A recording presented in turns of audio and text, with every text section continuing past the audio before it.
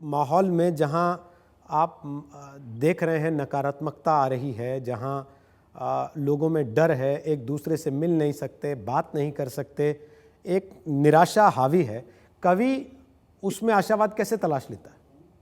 या कवि को ये जिम्मेदारी का एहसास रहता है कि सब तमाम निराशावाद में भी मुझे कहीं ना कहीं आशा की एक उम्मीद जगा के रखनी है?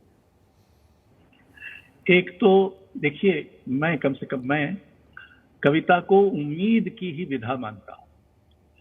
सारी नाउम्मीदी का बखान करना भी अपने आप में एक तरह की उम्मीद को रूप देना है।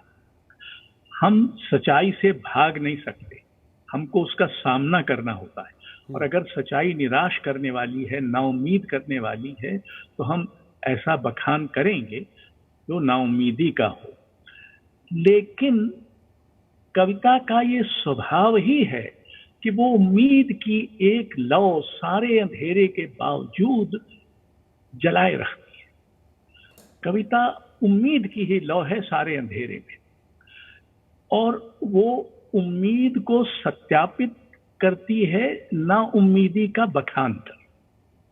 इसलिए वो एक तरह के अंतर विरोध में अपने को व्यक्त करती है जी। लेकिन ये तो कविता का स्वभाव ही है, तरह तरह के विरुद्धों का सामंजस्य करना, जैसा कि हमारे एक बड़े आलोचक ने बहुत पहले कहा था। अब मैं दो तीन छोटी कविताएं सुनाता हूं जी। भोर की पहली चिड़िया बोल रही है, अभी भी बचे हुए अंधेरे को चीरती हुई, भोर को पता नहीं।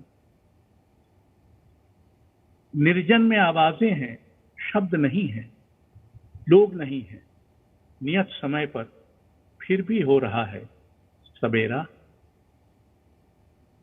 चिड़िया ने कुछ कहा नहीं है, उसको किसी ने कुछ बताया नहीं है, चुपचाप चिड़िया भोर ले आई है अपने नन्हे पंखों पर। चौथी, शायद अंधेरे को पता होता है कि उसे बीत जाना है, शायद प्रकाश को खबर होगी कि उसका अवसर आएगा, शायद हम ही हैं जो बीतने और होने के बीच फंसे। तो यह है। अब वैसे एक कविता इस पर भी है कि हर हालत में हमको उम्मीद को बचा रखना चाहिए, वो भी